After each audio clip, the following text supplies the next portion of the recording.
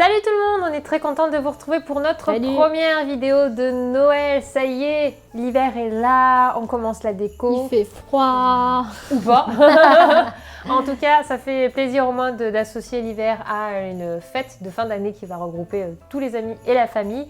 Et on va commencer cette petite série de vidéos de Noël par notre top 5 d'activités pour le Père Noël qui arrive. Voilà, c'est ça, faire patienter les enfants.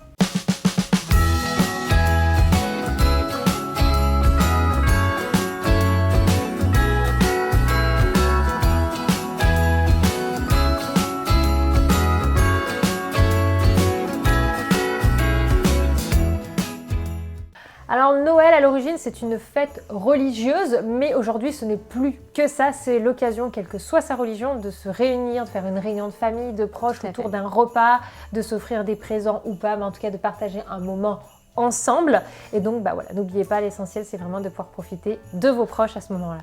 Et en allant à l'école, peu importe la confession de l'enfant, eh bien ils sont tous très excités à l'idée de cette fin d'année. Moi par exemple, Noël. Voilà, c'est ça, Eliora, elle adore le Père Noël alors qu'on est multi-religion, j'ai envie de dire, sous le toit. Et du coup, c'est une vidéo qui est là aussi pour vous présenter quelques activités de fin d'année à faire avec les enfants. Alors la première chose que je trouve qui est sympa, et pourtant oui, pour ceux qui me suivent sur ma chaîne vont dire « Toi qui dis ça alors ?» Oui, je vais parler de cuisiner ensemble et de faire des sablés.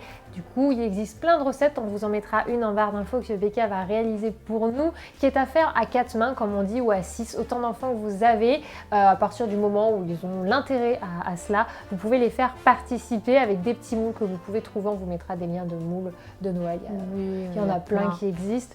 On peut les offrir après au Père Noël ou tout simplement les partager ensemble, les amener à l'école. Voilà, il y a plein de raisons en famille, etc. Et les enfants aiment beaucoup pouvoir mettre les mains à la pâte, tout simplement. Oui, et puis aujourd'hui, on trouve aussi tous ces mélanges de Noël déjà prêts en grande surface où il y a juste à ajouter donc le lait, les œufs, le beurre ou l'huile. C'est hyper facile, même pour toi, alors. J'y arrive, je m'y mets petit à petit. Et sinon, vous avez aussi la possibilité d'acheter des kits en fait avec les gâteaux qui sont déjà prêts. C'est des sablés, bon, ce ne sera pas les meilleurs, mais vous avez toute la déco qui est disponible dans le kit, et du coup pas besoin de racheter des trucs à côté pour décorer, vous avez déjà tout qui est prêt.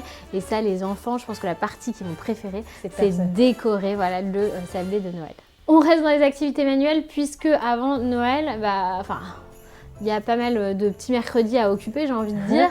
Et pour faire patienter ces petites têtes blondes, les activités manuelles, ça reste quand même une option super sympa. Et il y a une chose que moi je faisais avec ma grand-mère, bon, c'était une façon un peu particulière qu'elle avait de nous faire ça, mais c'est la lettre au Père Noël. Et la lettre au Père Noël, c'est quand même un moment génial à faire avec les enfants. Hein. C'est, je crois, ce qu'ils préfèrent faire, éplucher les catalogues, regarder ce qu'ils ont envie. Ils découpent pour les plus petits, on les aide à découper, on les aide à coller. Ma grand-mère, elle nous faisait faire une croix sur les jouets et elle disait « Je vais envoyer le catalogue au Père Noël ». Et comme ça, il choisira parmi les croix le cadeau. Moi, je faisais les croix quand on était beaucoup plus grande. Du coup, comme ça, les parents feuilletaient et voyaient un petit peu ce qu'on avait envie. Mais moi, c'est vrai qu'avec Eden, vraiment, Lily Rose avait pas encore 2 ans à l'époque de son Noël l'an dernier.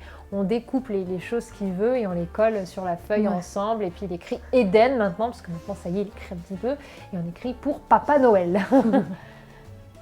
Nous, on était 11 petits-enfants chez ma grand-mère. Donc on n'avait pas le droit de découper parce que sinon on ne sait jamais sur la page de derrière s'il y avait le truc de quelqu'un d'autre. Et il y aura l'année dernière, on a pris une jolie feuille blanche, elle a collé plein de stickers, elle m'a fait écrire ce qu'elle voulait comme texte pour le Père Noël. Et après on a posté la lettre au Père Noël et c'est vrai que c'est des moments qui sont adorables, quoi. Franchement, ils aiment trop. C'est des moments où ils sont encore émerveillés, où il y a toute la magie des enfants par rapport à ce Père Noël, parce que nous, ici, on croit au Papa Noël. On sait que c'est lui qui va venir nous déposer les fameux cadeaux sous le sapin si on a été sage.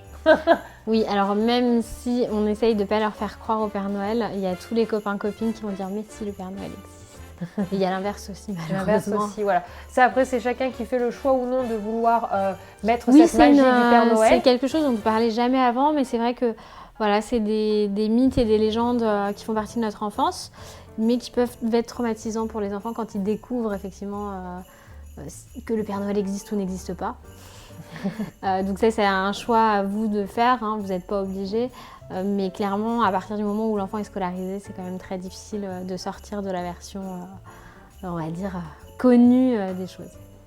On continue dans les activités manuelles simplement parce que normalement à cette période-là il fait assez frais donc on sort un petit peu moins et donc vous allez forcément vouloir décorer et personnaliser les choses. Vous pouvez faire plein de choses à vos enfants comme une boule de Noël. Par exemple, vous achetez, il y a des kits tout prêts qui existent, ça dépend. Vous pouvez faire choisir l'enfant sa première boule de Noël avec tous des petits autocollants ou des petits feutres comme ceux-ci qui sont adaptés sur lesquels on peut venir écrire sur les boules de Noël, dessiner le contour de la main, etc. Oui, juste le prénom, Noël, je sais pas, 2019. Voilà. Si vos enfants sont scolarisés, en théorie, ils le font souvent en classe. Moi, je sais qu'ils découpent un sapin ou un Père Noël avec collé la mousse-moute de la barbe, etc. avec écrit le prénom et l'année. Moi, je sais que mes parents sur le sapin Noël mettent encore ces magnifiques œuvres d'art faites en maternelle. Ah, c'est splendide, mais ça fait toujours plaisir. Mais ça fait toujours plaisir, c'est vrai que c'est un vrai souvenir. Il y a quelque chose de sortir ces objets qu'on a fait quand on était petit, du carton, de les avoir. Je pense qu'on a tous dans nos décorations, des très vieilles décorations qu'on traîne depuis longtemps. Et les décorations faites par les enfants en font partie la plupart du temps. Donc c'est une activité qu'ils aiment bien. Si vous avez un petit peu peur du côté fragile de la boule, vous pouvez simplement aussi faire avec de la pâte à sel. Vous faites une pâte à sel avec, donc il existe plein de recettes, etc. Tout simple. Vous faites chauffer un petit trou, on mettra le fil et puis après l'enfant peut venir peindre sa création de pâte à colorier. Voilà, en fonction de son envie. Il y a autre chose qu'Eliora, moi, adore faire à la maison. Je sais pas comment Eden et... Eden, c'est une petite chansonnette. Moi aussi. Donc Eliora, elle rentre à la maison et toute l'année quasiment, elle me chante We Wish You a Merry Christmas. Me demandez pas où elle a pris ça. J'ai dû lui mettre une playlist de Noël et elle a... Moi, c'est petit A-A-O-L. Chante Lily Rose. C'est trop mignon. Ah non mais on est en février, ma puce. Je suis désolée. C'est un peu passé là. Du coup, une activité qui est sympathique à faire avec eux, c'est leur apprendre une chanson de Noël, une petite comptine, et qu'elle soit en français ou en anglais d'ailleurs, et chanter avec eux. Et c'est vrai que c'est un petit rien du tout, mais ça peut durer 2 heures à chanter ces chansons-là en buvant un chocolat chaud, tu vois. Voilà, il existe aujourd'hui. Moi, je trouve que c'est sympa de pouvoir leur mettre des CD. Ça permet un petit peu de parer aux écrans. Et par exemple, ils font des activités manuelles, etc., des coloriages de sauces de Noël. Là, vous pouvez leur mettre les musiques en fond, des musiques que vous avez connues, des musiques que vous voulez découvrir avec eux ou qui leur plaisent. C'est quand même super sympa. Puis ça invite un petit peu à danser, etc. C'est un moment convivial. Et enfin, qui dit Noël dit tradition, la décoration. Alors, quand les enfants grandissent, il y a différentes traditions. J'ai vu des amis qui faisaient mettre leurs enfants de la poudre verte la veille et le lendemain, paf, le sapin a poussé. Tu as raison. Ça, j'ai trouvé ça très sympa. C'est sur la crèche. Ah oui? C'est sur la crèche de Noël, ils font mettre des petites paillettes pour que... Le sapin pousse par magie le lendemain et du coup après les enfants peuvent le décorer avec nous. C'est vrai que nous on faisait pas ça, on le montait pendant l'heure de sieste, mais je pense que cette année je vais leur donner la poudre magique du sapin de Noël. C'est vrai, c'est cool. Ça peut être parce super que franchement, je n'y ai pas pensé. Mais c'est vrai que j'ai toujours monté le sapin avec Eliora, mais ça peut être une belle surprise pour elle. Voilà, le matin, c'est comme le premier cadeau avant Noël de ça y est, c'est une trop bonne idée, j'adore. Et après, on sort le carton avec toutes les décos. Alors quand vous faites avec des tout petits, essayez de prioriser de la déco pas trop fragile, voilà, vos belles boules en verre ou autres. Oubliez pendant quelques années ou mettez-les tout en haut. Moi j'adore parce que du coup on a alterné entre Eden et Lily Rose, mais de les porter et de leur faire mettre l'étoile au bout du sapin, c'est quand même un moment vraiment de souvenir, de partage. Eux ils adorent participer à ça. Quand ils deviennent ados, beaucoup moins. Pourquoi faut que je fasse un sapin? Voilà. Non, moi j'ai toujours aimé. Hein. Ah ouais? T'as pas toujours aimé toi? Moi mon père il nous attendait. Allez les filles, on va faire le sapin. Ah super, tu peux le faire tout seul. Au bout d'un certain âge t'as moins cette magie, donc faut vraiment profiter. Ah non, j'ai toujours adoré. Même si je connaissais les dessous de Noël, j'ai toujours adoré décorer le sapin. J'ai toujours rêvé des sapins à l'américaine. Avec ma mère, on allait choisir le sapin. On pouvait y rester 2 heures chez le pépiniériste pour trouver le sapin parfait. Ah non, il fallait qu'il sente bon, il fallait qu'il perde pas ses épines. Nous, cette année, j'aimerais bien qu'on prenne un vrai sapin dans un pot et qu'on plante le premier sapin, mais ça sera le seul du coup parce que j'ai pas envie d'en avoir 40. C'est que nous, ça y est, on est propriétaires là depuis quelques mois et du coup, pour ce premier Noël qu'on va faire à la maison, j'aimerais marquer le coup avec le premier sapin et que derrière on le plante de façon pas trop près de la maison, mais que ce sapin grandisse dans le jardin et que ce soit le seul, parce qu'après nous on a acheté un sapin artificiel pour ne pas en racheter tous les ans un beau qui reste. Je trouve que c'est mieux que d'acheter un sapin vivant, ça me fait trop mal au cœur de les voir couper et mourir en peu de temps. Et puis même en termes d'entretien, c'est plus simple, ça perd pas ses épines. Voilà. En tout cas, ça reste un moment de famille, un moment de bonheur, de plaisir, où on se rassemble. Et des fois, c'est peut-être le seul moment où on voit des personnes qu'on ne voit pas le reste de l'année. Alors, il faut des fois un prétexte, Mais mine de rien, c'est là où toute la Ça fait famille du fait bien. l'effort de se bloquer la date et ça fait du bien de pouvoir revoir. Moi, je vois des cousins que je vois que cette fois-ci et c'est un moment qui est agréable. Avec les enfants. Et vraiment, ça prend une tournure entre le moment où tu es enfant, où tu profites de la magie de Noël, de la magie des fêtes de fin d'année, le moment où tu deviens parent.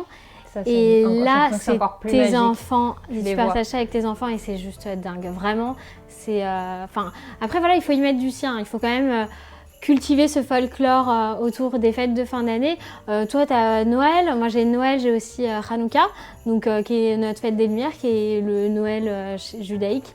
Et c'est vrai que, pareil, faire allumer les bougies à Eliora, c'est quelque chose qui me tient vraiment à cœur. En tout cas, voilà, n'hésitez pas à nous partager bien en commentaire vous et les activités que vous aimez bien faire avec vos enfants ou vous-même avec vos proches pour cette occasion de Noël. On compte sur vous. Des petits pouces aussi vers le haut si cette vidéo vous a plu, si vous avez hâte d'être à Noël vous aussi. Et puis on se retrouve mercredi prochain pour une autre vidéo sur le thème de Noël. Bye bye.